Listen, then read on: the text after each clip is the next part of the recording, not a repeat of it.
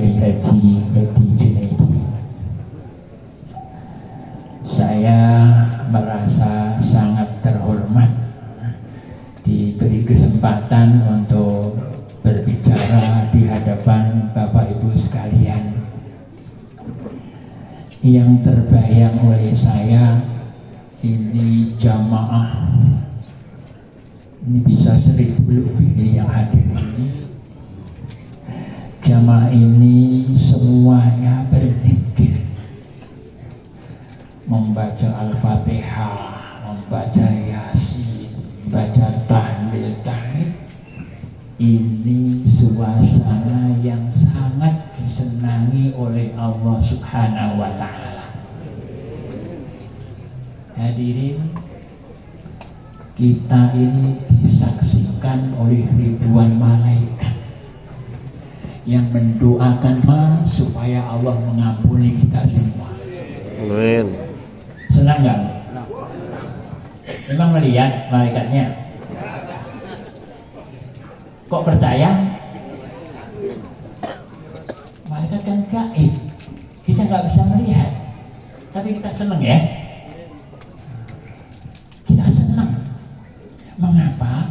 Itulah hadirin, percaya kepada yang gaib itu menambah tenangnya hati, menambah kuatnya dorongan hati untuk beribadah kepada Allah Subhanahu wa Ta'ala. Itulah maka di dalam Al-Quran surat Al-Baqarah, alladzina yu'minuna bil ghaib.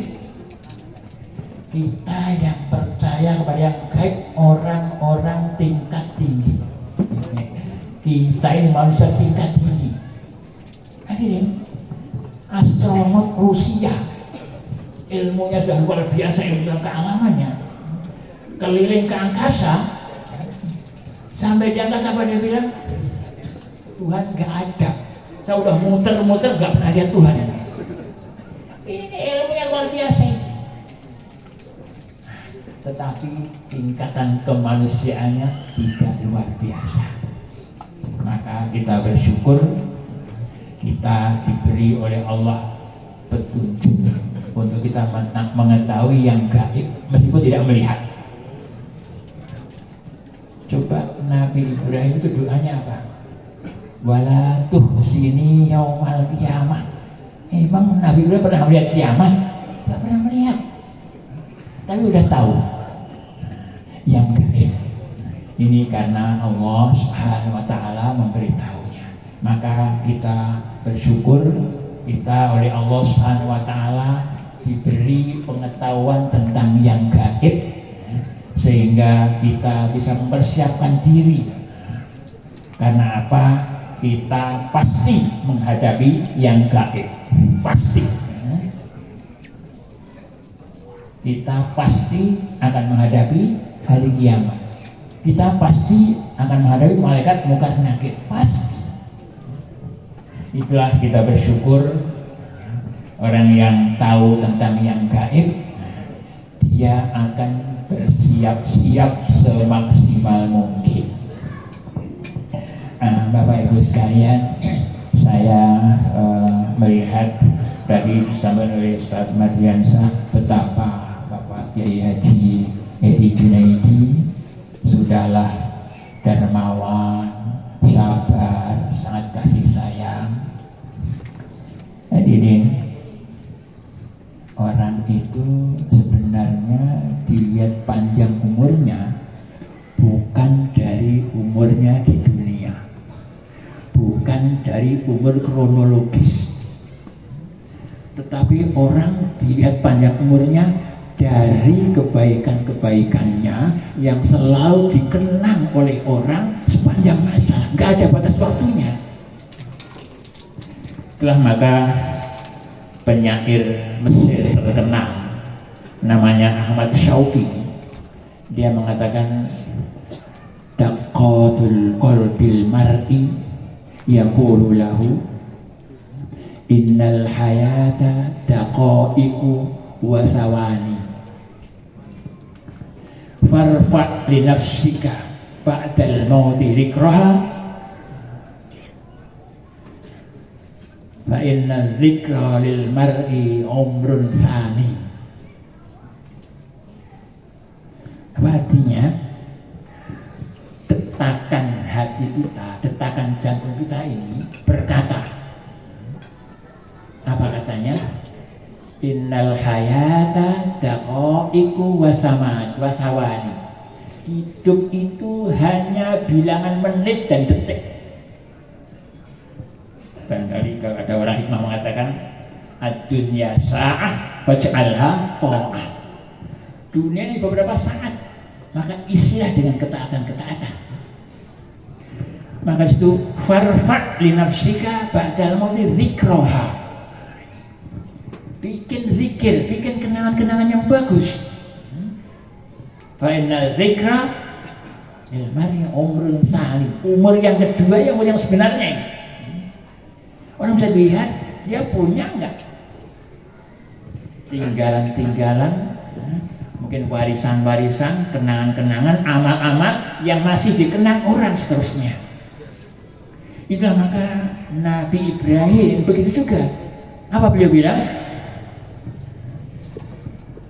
Waj'alni lisana sidqin fil akhirin.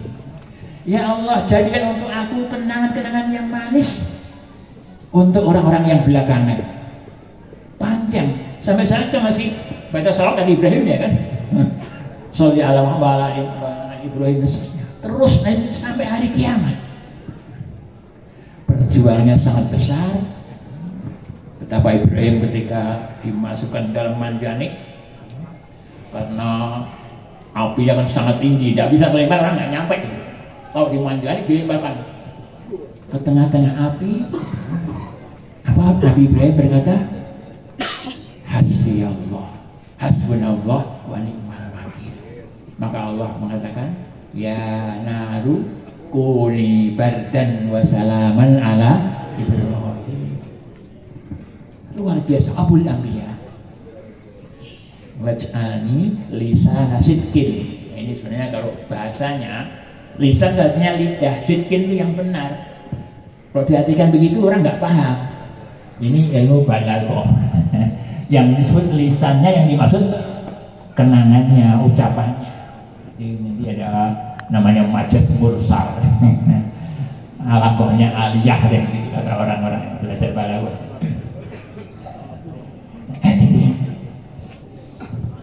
Pak Yai ini sudah sangat jauh rumahnya. Dulu kan mungkin sini masih kebun-kebun, mungkin tumbuhan apa-apa ya, nggak ada orang mau kesini kan. Sekarang jadi apa?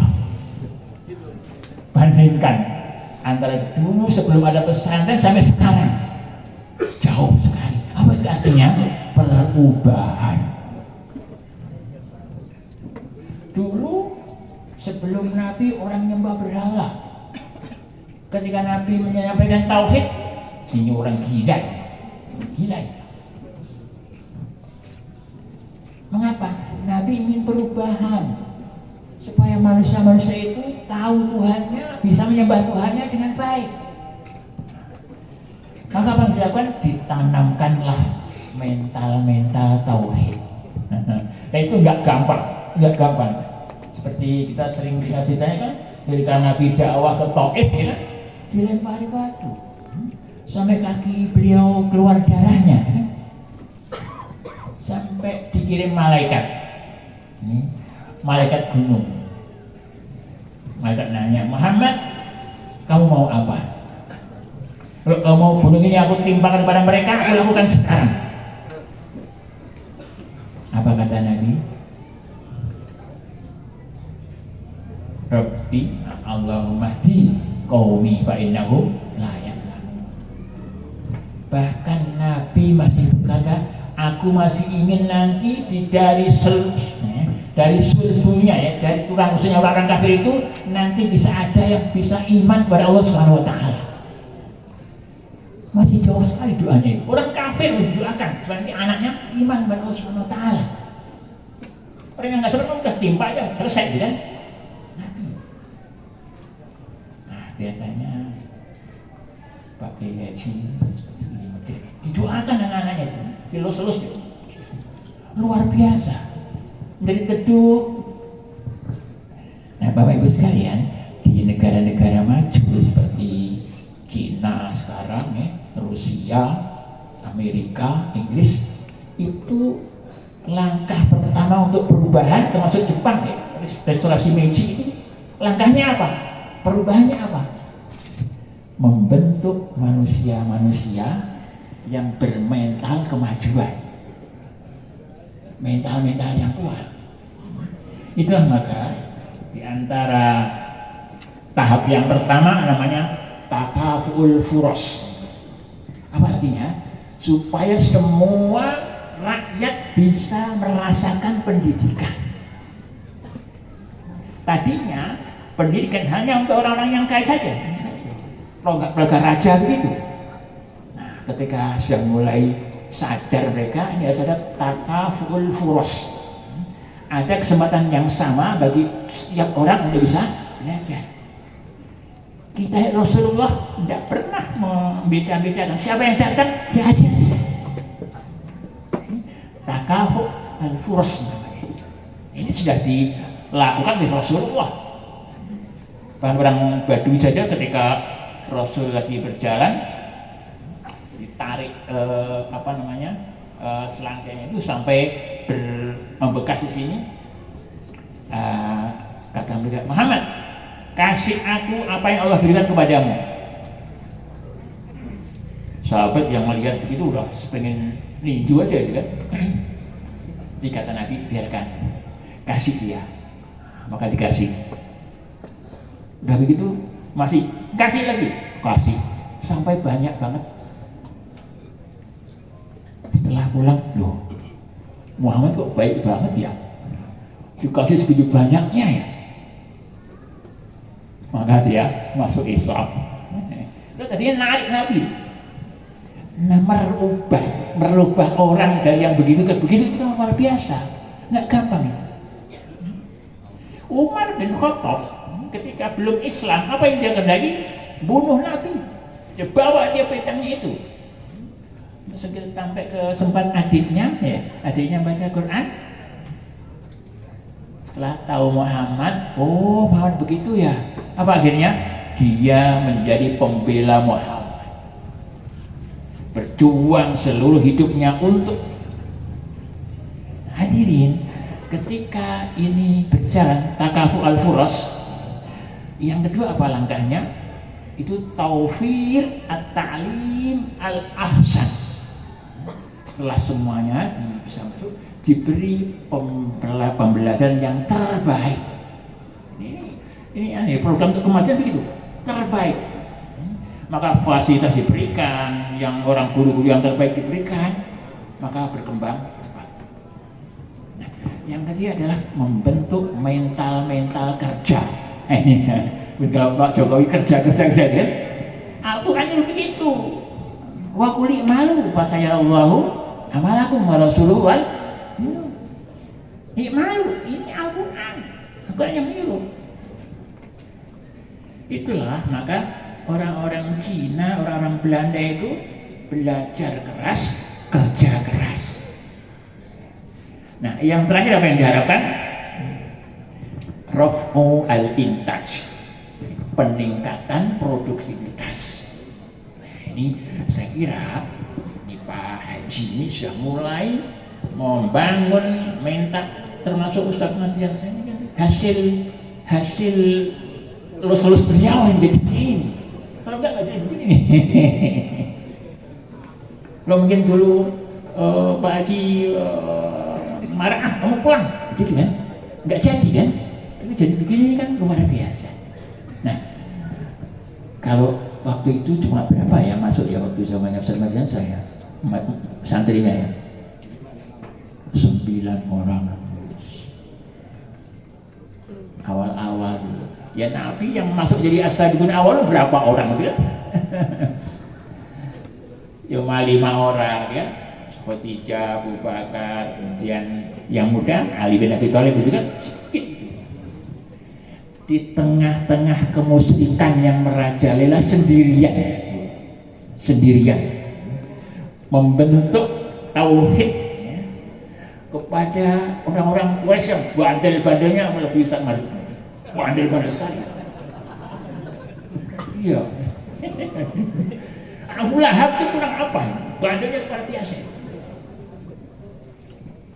Diubah menjadi pribadi-pribadi yang tauhidnya kuat. Ini yang pertama adalah mental. Ini tauhid ini mental. Ilmunya banyak kalau nggak mentalnya jelek. Dan mental itu ini adalah akhlak al-karim, akhlakul karimah sebenarnya. Maka Nabi bersabda kan, innama bu'istu liutammima makarimal akhlak.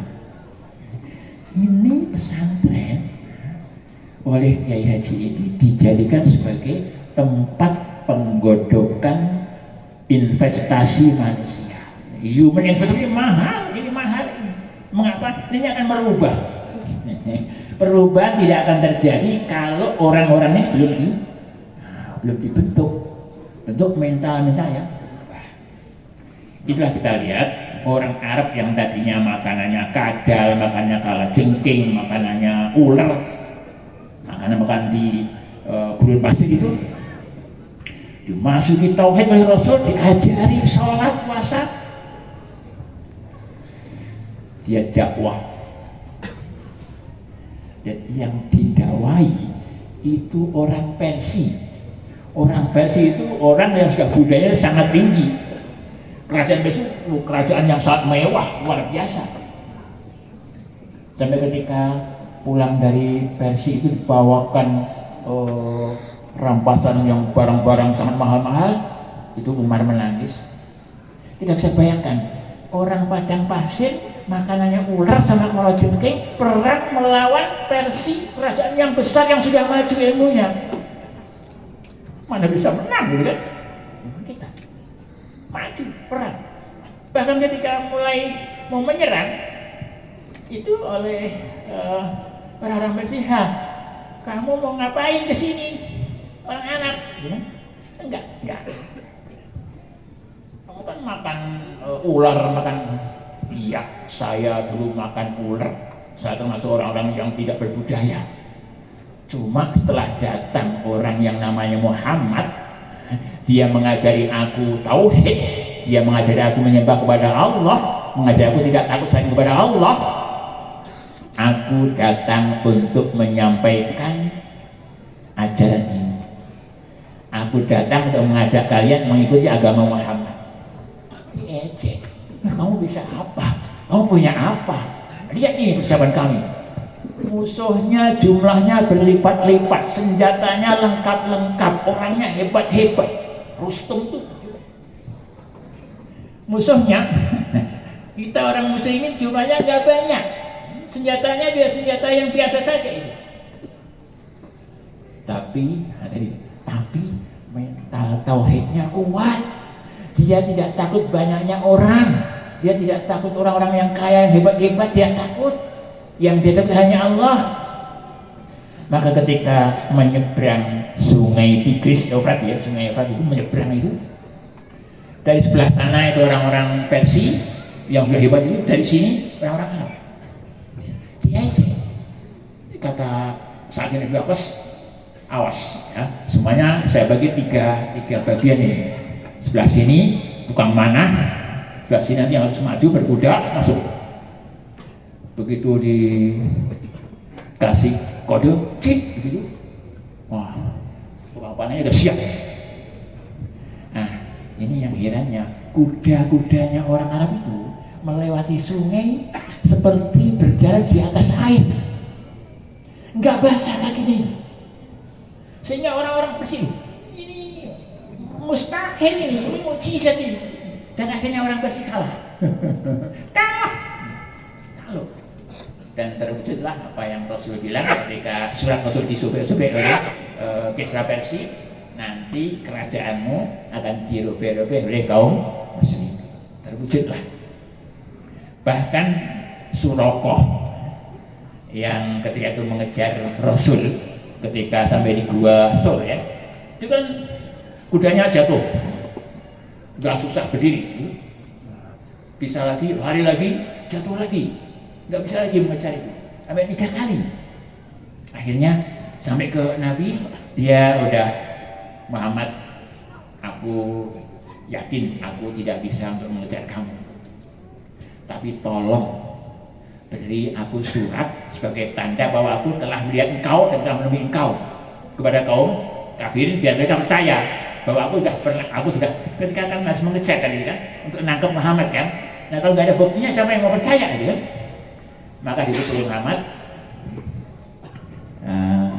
surat kecil bahwa dari Muhammad untuk Suraqah telah menemui aku, dan nanti Suraqah ini akan diberi 2 siwaroi Kisra, 2 gelangnya Kisra Persia, 2 gelangnya Raja Persia. Waktu itu, waktu Nabi hijrah, belum kebayang Persia akan kalah, belum terbayang. Surat kecil ini, maka ketika Persia tunduk, para tentara membawa rampasan perang banyak sekali yang sangat mewah-mewah. Umar menangis, aduh, saya takut kalian akan tergoda oleh ini. Kemudian Suraqah, Amirul Mukminin, saya punya surat. Itu surat yang bahwa nanti akan dikasih 2 gelangnya Kisra Persia itu diberikan oleh Umar, dibaca oleh Umar. Oh iya, ambilkan gelangnya, pakaikan. Apa yang ditulis Rasulullah belum terjadi, belum terbayang ya, terjadi. Ini mungkin diantara mukjizat Rasulullah Sallallahu Alaihi Wasallam. Nah, maka saya melihat Pak Haji Edi ini berperan di sini sebagai perannya Rasulullah, karena memang al-ulama warasatul anbiya, mendidik. Kalau Rasul yang mendidik orang-orang Quraisy, ini bagi yang mendidiknya orang-orang Duren Mekah. Kalau sampai bisa hafal Quran, bisa ngaji bagus, luar biasa. Kalau cuma bisa matematika, banyak orang. Cuma bisa fisika, banyak orang. Tapi yang bisa hafal Al-Quran 30 juz, nggak banyak. Dan kitab di seluruh dunia yang dihafal oleh manusia cuma Al-Quran.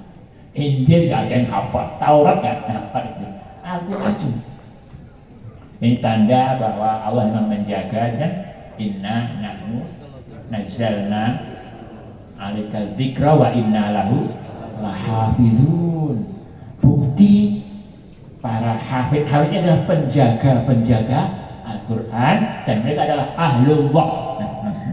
ahlullah, keluarga Allah. Dan yang membaca Al-Quran nanti ya, Al-Quran akan memberi syafaat nanti di hari kiamat, di hari kita menghadap Allah Subhanahu wa Ta'ala, yang dikatakan ketika itu semua orang dalam kondisi susah karena kondisinya berat-berat. Matahari cuma 1,5 mil dari kita, maka keringat luar biasa. Pada minta, ya Bu, iya ini ada yang minta tolong ke Allah untuk meringankan kita ini, gitu kan? Maka datang pada Nabi Adam, Mbah Adam, tolong dong minta ke Tuhan supaya kita dikasih syafaat. Aku malu, aku dulu pernah melanggar perintah Tuhan, aku nggak boleh mendekati pohon, aku dekati, aku nggak berani. Datang, wah kayaknya Nabi Ibrahim nih, Abul Anbiya nih, datang ini. Ibrahim, tolong dong minta ke Tuhan. Engkau kan Khalilullah, engkau kan Abul Anbiya, minta dong. Kami ini susah banget ini, biar kami bisa terlepas dari kondisi yang seperti ini. Kata Ibrahim, aku pernah bohong, aku pernah bilang pada orang-orang kaum bahwa yang motong berhala itu adalah yang paling gede, bal fa'alahu kabiruhu, gitu kan? Aku pernah bohong, aku nggak berani. Sampai Musa, nggak ada yang berani.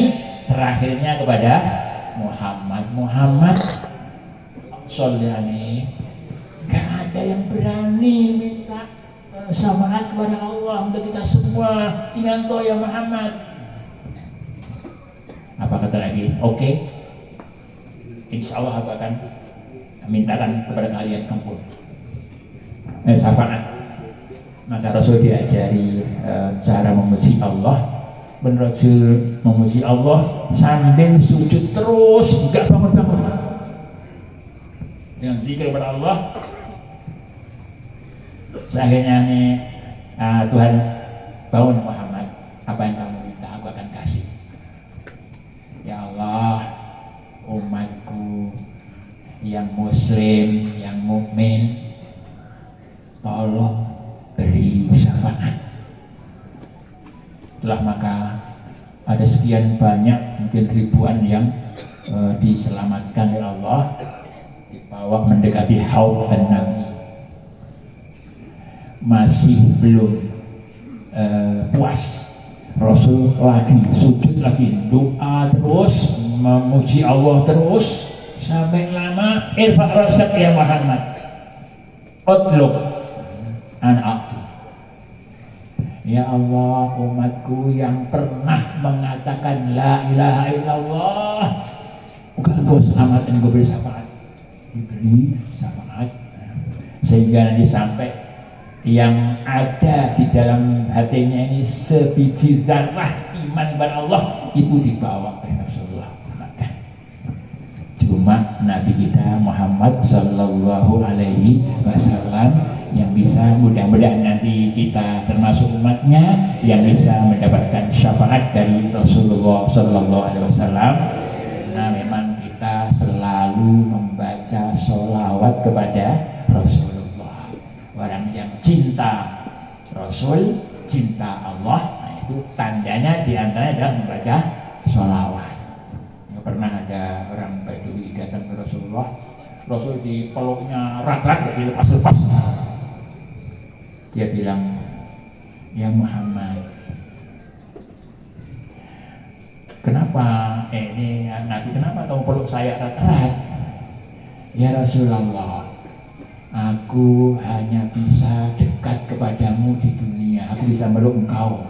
Nanti di akhirat engkau tempatmu tinggi sekali, di surga yang paling tinggi. Aku belum tentu masuk surga, ya nanti kalau ketemu, kalau enggak. Nah, apa kata Nabi? Almar'u ma'aman ahabba.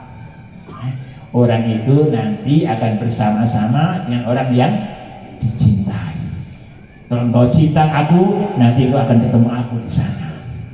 Maka senanglah orang Badui ini, dan begitu yakinnya bahwa nanti akan bisa ketemu dengan Rasulullah Sallallahu Alaihi Wasallam. Mudah-mudahan nanti kita bisa ketemu dengan Rasulullah Sallallahu Alaihi Wasallam. Jadi sedikit lagi, ada seorang wanita, ibu-ibu sudah agak tua, itu datang kepada Syekh. Ya Syekh, saya sedih sekali. Saya sudah melakukan perbuatan yang mungkin dosa. Maka Syekh bertanya, memang kenapa? Apa kata dia? Saya sudah 3 bulan tidak mimpi ketemu Rasulullah. 3 bulan tidak mimpi. Gak sedih, bukan main, dikira dia zina, dikira dia apa. Padahal karena dia tidak ketemu Rasulullah selama 3 bulan. Apa artinya? Cinta kepada Rasul itu bisa membuat kita mimpi ketemu Rasulullah Sallallahu Alaihi Wasallam. Meskipun hanya dalam mimpi, itu luar biasa karena setan tidak bisa menyamar sebagai Rasulullah. Jadi kalau kita mimpi ketemu Rasul, itu benar-benar kita mimpi ketemu Rasulullah Sallallahu Alaihi Wasallam. Hadirin, mungkin ini yang bisa kami sampaikan. Mudah-mudahan kita berdoa dengan hati yang sangat dalam Haji Edi Junaidi diampuni segala dosanya, diterima segala amalnya, dan ditempatkan di sisi Allah di tempat yang mulia. Amin ya rabbal alamin. Mudah-mudahan keluarganya Ibu Haji Aida Rosida mudah-mudahan diberi ketabahan, juga mudah-mudahan para guru-guru yang menjadi pelanjut dari perjuangan beliau mudah-mudahan diberi kekuatan, diberi kesabaran, sehingga kita berharap insya Allah pesantren ini akan berkembang terus dan akan menjadi pusat pendidikan yang bisa membentuk jiwa-jiwa tauhid sebagaimana yang dibentuk oleh Rasulullah SAW. Ini yang bisa kami sampaikan. Kurang lebihnya mohon maaf. Akhir kalam. Assalamualaikum warahmatullahi wabarakatuh. Terima kasih atas mu'idhah hasanah yang telah disampaikan oleh guru kita Profesor Dr. Kiai Haji Ahmad dari DFA. Mudah-mudahan dapat bermanfaat untuk kita semua. Amin ya rabbal alamin. Untuk selanjutnya, sebelum